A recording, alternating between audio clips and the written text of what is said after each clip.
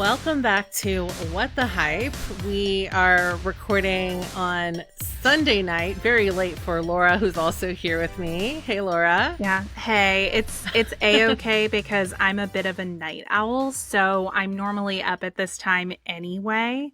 And I'm glad to be here. I like doing this because I'm not typically someone who pays that much attention to award shows, but I think that I probably should because there are some surprises that can come out of these things that make me realize, oh, there's some TV that maybe I've been sleeping on. So I'm sure we'll talk about that today. But it was, Yeah. yeah, definitely. I was looking forward to getting on and discussing with you. Nice. Well, definitely we're both excited to be here. And if you're listening, then you're probably excited too, because we will be breaking down some of the bigger highlights from this year's 77th Annual Emmy Awards, which of course award, television specifically. This is kind of like the first big award show. It doesn't necessarily kick off award show season, but it's kind of the first big one we get before we start getting into the nominations for a lot of the other big ones that come at the top half of the year. So yeah, it's been a while since the Emmys were in the fall because of the writer's strike and a couple of other things. So it's nice to kind of have them back in September. And yeah, I guess we're just going to jump right into it. And it's always best to start at the top, which of course is with the host. So last year, and we actually did do something similar last year, we got on right after the Emmys finished airing on Sunday night and kind of gave you all our initial reactions to some of the stuff that went down, and we're doing the same thing this year. Last year's hosts, Dan and Eugene Levy, they had a father-son act, which was, I remember being fun. I don't remember, it wasn't like fun. one of the most notable hostings that I've seen, but I remember it being a fun time. Yeah, they played off of each other very well, obviously. Mm-hmm. And of course, there was a lot of fanfare around their roles in Schitt's Creek, for example. Like they definitely leaned into that dynamic quite a bit, which I guess, I don't know, maybe there is some basis in reality there, or at the very Perhaps. least that's what they want you to think. So it was fun. Yeah. Now, this year, the award show kind of went back to its roots, so to speak, because I think that most people will probably remember that there was a time when it was always a comedian that got tapped to host these kinds of things because they're quippy and they can move things along. And so that's what the Emmy decided to do this year. The host was comedian Nate Bargatze, who I was not familiar with, but I'm also not very great with comedians unless they're super famous. How about you? I was also not familiar. Yeah. So worth noting that, obviously there's been a lot that has happened this year in terms of like current events and political events. It's just a hot political climate at the moment in America. And the award shows are usually a prime cesspool, so to speak, for people to kind of speak out and use the national platform to do so in some way or another. But before the Emmys began, Nate Bargatze did say in an interview with Entertainment Weekly that he was actually going to avoid politics altogether. He said, quote, "I know there's heartbreaking stuff that's been happening right now, but I want this night to be an escape. And I think that's why I was brought on." And he kept true to his word. And I feel like that really kind of set the tone for the rest of the night because in contrast to other years, there wasn't a lot of political activism or, grandstanding happening during speeches or anything else.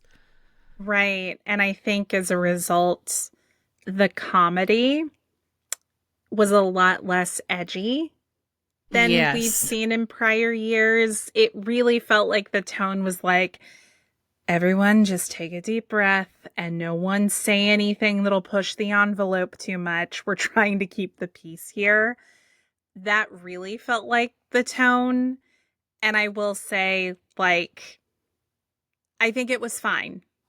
I think when people describe the tone of this year's Emmys, it'll just be like, it was fine.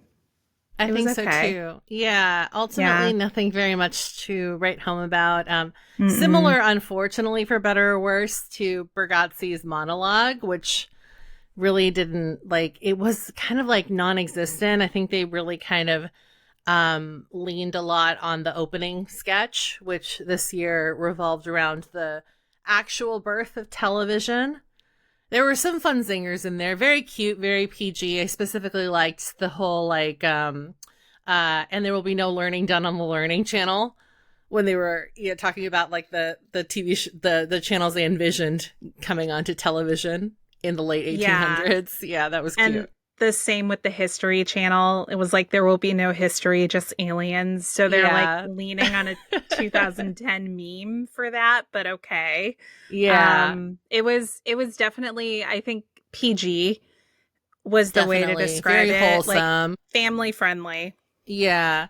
Even though they I think like the most they pushed the envelope was with Bo and Yang asking if there would be a channel for Asians, and they just like completely bypassed that, which is like I mean, I think that the Emmys more so than other award shows they do kind of try and tout the importance of diversity.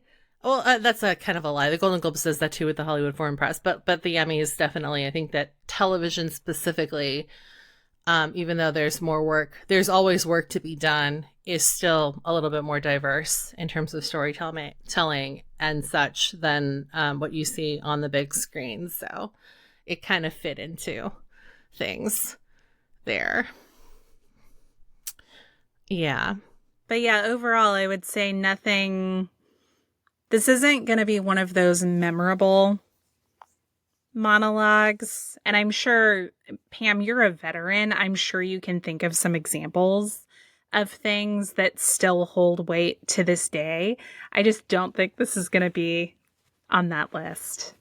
Yeah, it's tough. It's a tough gig to host any award show. I think that Yeah. that's why they struggle so much. And usually, when they find someone that works, they keep them on for a couple of years until it feels like the audience kind of grows restless. So, I guess we'll see if Bergazzi gets invited back. One thing I did want to point out is that, in keeping with tradition of the last few years, the Emmys also tried a gimmicky plea to see if they could keep the winners' acceptance speeches down to 45 seconds. I actually thought that this year's was very clever. Basically, what happened was Bergazzi said that he was starting off the show by posting a $100,000 donation to the Boys and Girls Club. But the catch was that every time somebody went 1 second over their 45 seconds of allotted acceptance speech time, they would reduce the total by $1,000. And in contrast, anytime somebody left time on the clock, they would put $1,000 back for every second left on the clock. And when they panned to the audience as he was explaining the rules, people looked like they were quaking in their gowns and tuxes. So I really thought maybe this was going to work. And spoilers, it did not.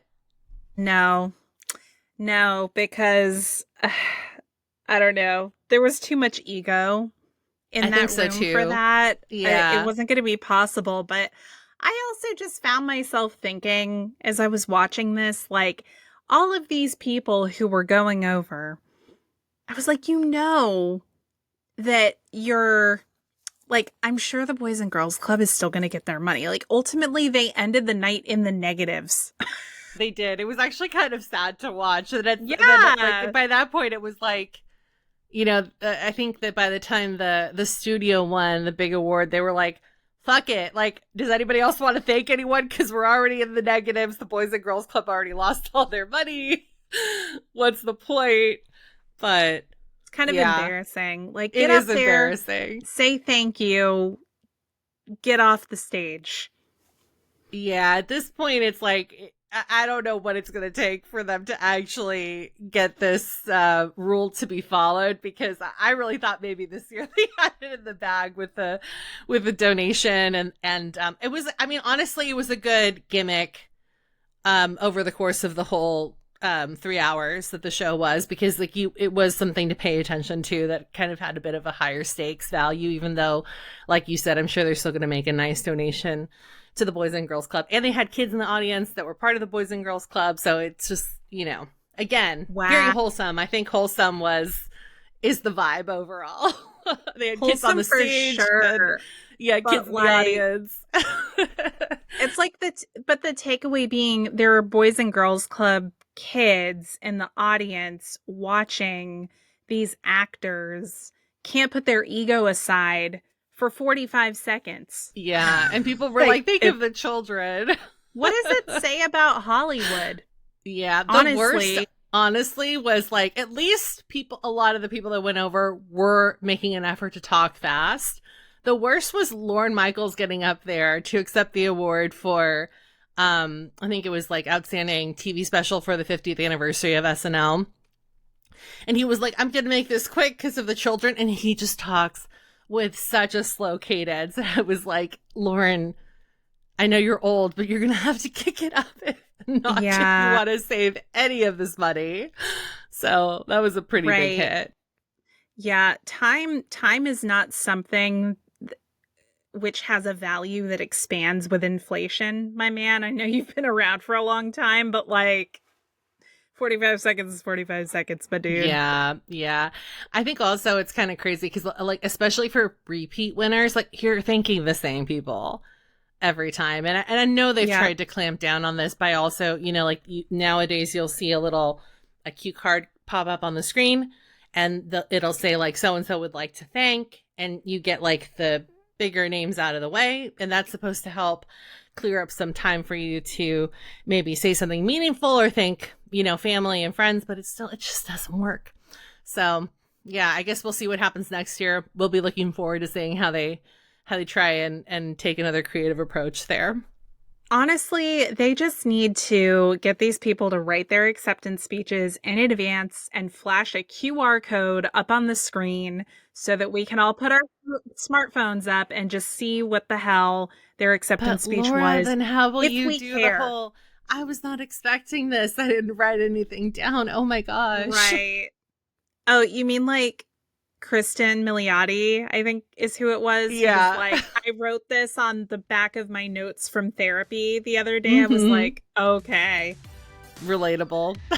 Yeah, relatable, but also I'm like, you brought your notes from therapy with you to the Emmys. Okay. So funny.